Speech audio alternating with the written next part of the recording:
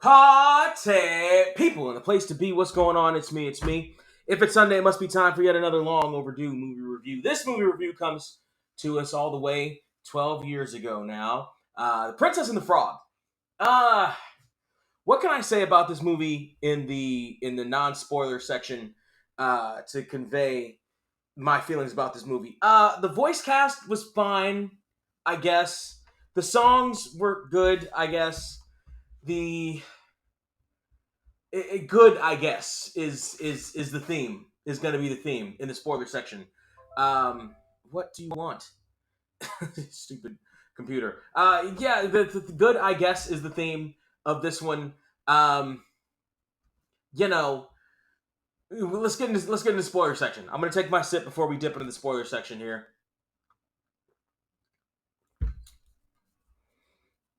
It's hard to do non-spoiler because there's not too much to say about this movie in general, really. So, spoiler: Tiana is this beautiful girl played by Anika Noni Rose, um, young girl.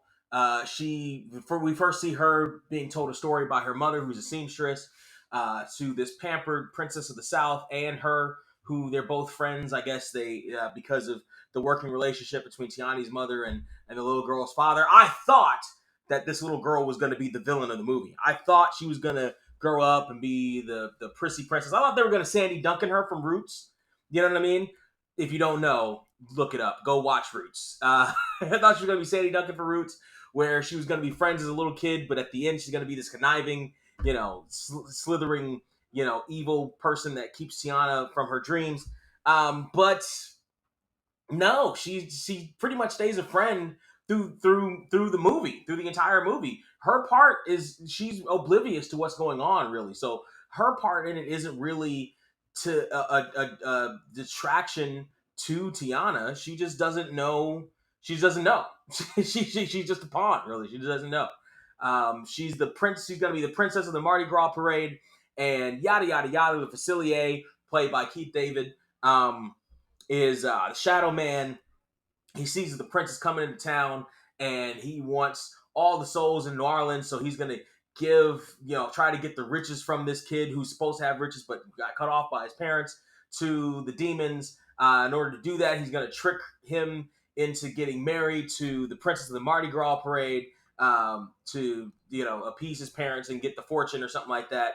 And in order to do that, he takes the prince's right hand man, who turns out to be the villain, one of the villains, and transforms him into the prince, and transforms the prince into the frog, which doesn't really make sense realistically. Like he could have just cast a spell to make the prince do what he wanted, couldn't he? Like, it didn't really make sense why he had to go through the trouble of making the prince the frog. Anyway, he makes the prince the frog, and Tiana. The story that the girls were told in the beginning is the princess and the frog.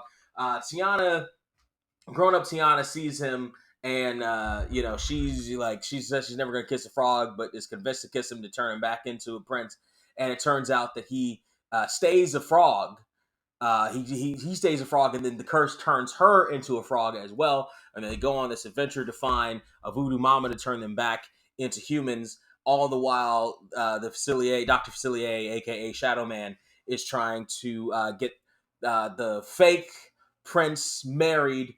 But the right hand man is turned into the prince with the blood of the prince that was pricked from the finger, but it wears down like a battery the more he uses it. So part of the way through, they got to get the prince again, snatch the prince again to catch his blood. On the way to the adventure, it's the prince and Tiana falling in love with each other. Same old story, tale as old as time. This movie was okay, but just okay. I'm looking at the Facebook, or at the Netflix rating for it is 4 stars. It ain't 4 stars. The biggest problem that shot out at me in this movie from the very beginning is the pacing. It's too fast. It doesn't let anything sit. It doesn't let anything register. Keith David is an amazing voice, and without even trying, can cast a shadow over whatever he's in, and you really feel it when Keith David's in the room. You know what I'm saying? You really feel it when Keith David's in the room. with his voice. He gets down. And you really feel it with Keith Davis in the room. You know what I'm saying? And you don't like you feel his voice, but everything is. And for a movie set in New Orleans with a whole bunch of jazz in it and Cajun music and Zydeco and stuff in it, and very music heavy and composed by Randy Newman, it does not have a proper beat at all. It is entirely too fast. It is a jaunty 90 minutes, and it felt like 75, and in a bad way. It was too fast. The best analogy I have for it is that this movie is the white version of Baby It's Cold Outside. You know, the Dean Martin version. I really can't say Baby It's Cold Outside. Got to go. Look, it's too fast. Slow. Get to the Ray Charles version of Baby It's Cold Outside where you can feel it, you can sit, it registers, the tone of it actually comes across as opposed to what people think of it. Like it can sit, you can feel the love, the sexiness, you can feel the vibe of the room, of the time, of everything that is said in. This is entirely too fast. The pacing is entirely too fast. It's almost as if there's one or two more songs that they crammed in there just to cram them in. But the problem is that the songs aren't even particularly memorable or legendary. These aren't going to be songs anybody's going to remember in 20 years. The best song is the Mama Odie song sung by Jennifer Lewis, who's an icon, of course. But I barely remember that song. Like the Firefly had a song. They made a Firefly on the way. That had the potential to be a decent song, but again, too fast. It went by too fast, and it's not enough to it. This movie does not have enough meat to it at all for a Disney film, and that's a shame. And let's get this out of the way. It doesn't look like a Disney film. It looks like a Don Bluth film. It looks like Anastasia or All Dogs Go to Heaven or one of those movies. This ain't a Disney movie. This is a Don Bluth movie with Disney on the front of it. And again, I don't remember any Don Bluth movie songs. I used to love All Dogs Go to Heaven, as sad as that movie was. I don't remember a song from any of Don Bluth's movies. And by the time I finish this sentence, I'm not going to remember a song that I literally just watched, literally just turned it off and turned on the camera to see you guys. I'm not going to remember any of those songs at all. This movie is not, it's fine. But the problem is, so like, it's not like so far bad that it's bad. It's right in the middle. It's for a black cast and set in New Orleans and set in Mardi Gras and all the flavors around it, with the main character wanting a restaurant and living her dream, trying to be a restaurateur. You know, they had to do the Disney thing and kill off her daddy immediately in the beginning. But of all the stuff that happens in this movie that's supposed to have flavor, it doesn't actually have flavor at all. It's a beige ass Disney movie. And it's and by the way, it seems to be a product of its time. 2009 is when this came out. For the past 10 years, you really have been getting a lot of these movies that have the components that are supposed to work, have the components of maybe an older property or an older feeling property or a genre or something like that, with people who don't know how to put them together because they don't know where the heart of those things came from. They don't seem to know why people like them in the first place. This is a Disney movie made by people who don't know why Disney movies worked. This is a Disney movie made by people who don't know why we're still singing Under the Sea today and La La La Kiss the Girl and A Whole New World is still an amazing song, or any of the Beauty and the Beast songs, any of the songs up to the Lion King. They don't know why any of this stuff works. They have the components. They have the star-studded cast with people that you would recognize. Anika Noni Rose is probably, and Keith David are probably the most known, and John Goodman, but he's hardly in it. The most known cast members in it. Though, and that's another thing. I don't know that there's really anything that any of the cast members, other than the Firefly and John Goodman, I suppose, with names, really bring to this movie, other than, just a regular voice. And that includes, now Nikki Nona Rose has an amazing singing voice. I can see what she brought in. And Jennifer Lewis, of course, she's a talent, and you could hear her talent through both the speaking and the singing parts. But like Bruno Campos, who cares? Who cares if Bruno Campos is in this thing? Keith David should have been an amazing star in this thing, but they didn't pace it out, and that's one of the problems. I like Keith David. I'm a Keith David fan, and one of the problems is we immediately jump to him doing evil shit and starting to brew his plan together. We don't know why. Again, we don't sit with anything in this movie. The only thing that we sit with in this movie is the death of the Firefly. That's it. That's the only thing that they allow to sit and register. And the Firefly, his big arc is that he's in love with what he thinks is a firefly up in the sky, but it's really a star. And as soon as I saw that, I'm like, oh, he's going to die. So that at the end, he's with his girl, Evangeline, or whatever he called her again. And sure enough, as predictable as the tide, off he went. Got stopped by the Facilier. Okay. But again, nothing set. The Facilier's death could have been creepier, could have been darker, could have been richer. And nothing is allowed to sit in this movie. Nothing's allowed to register. It just goes by so fast. And, don't give me that, oh, it's a kid's movie BS.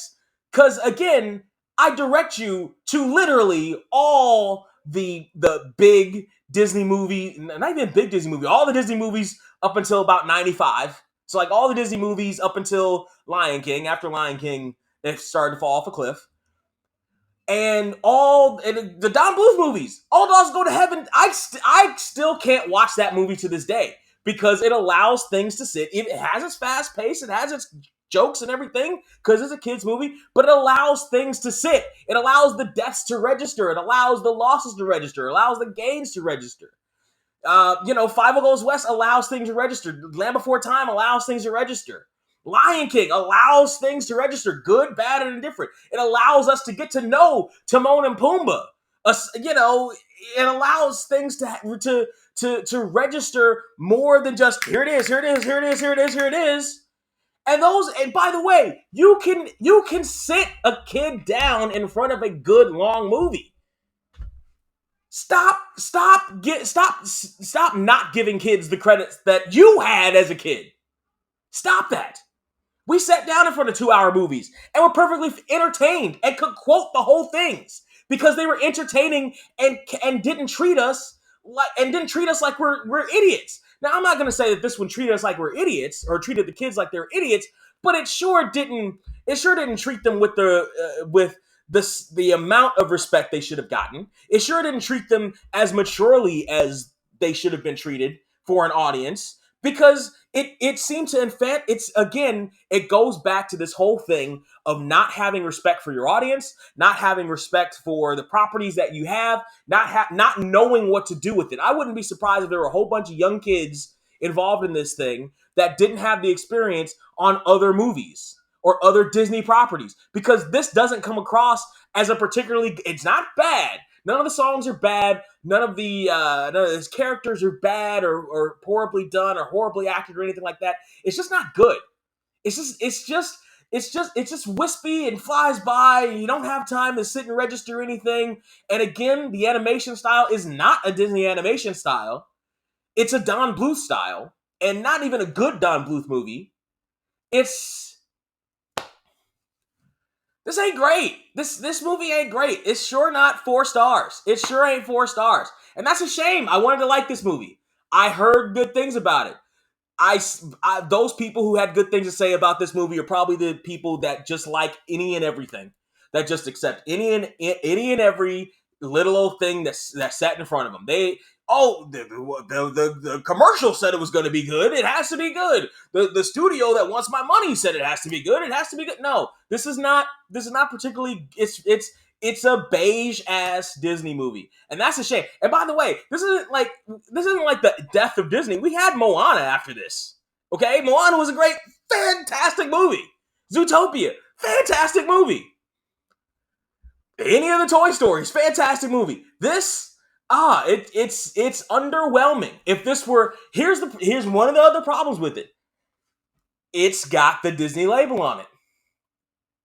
If it wasn't from the Disney label or whoever owns the rights to the Don Bluth movies, if it was just some random ass independent movie, I wouldn't be this harsh on it. I'd probably give it a higher score, but I'm certainly not. Because Disney knows better. Disney's done better. You know better. You've seen better. this ain't it. This ain't it, Jack. No. Out of $15, Princess and the Frog earns $8 flat. It's not terrible enough to earn less than 7.5, but it ain't. Fuck it, 7.5. It's $7.50. This movie is not worth. It's right in the middle. It's a beige ass right in the middle movie. That I don't know why I tried to give it the extra 50 cents. It didn't earn it. It sure didn't respect me enough to try to earn it. And it had the cast, and it had the crew, and it had the components to get higher, but it just didn't try. It just didn't try. It just didn't care enough to actually make the effort to be a better movie, and that's a shame. That's a sin. That is not even a sin and a shame. That's just a flat out sin. Party people, you know I'm right. Think. Actually, no. Just go ahead and clickety-clack. Clickety-clack. Clickety-clack.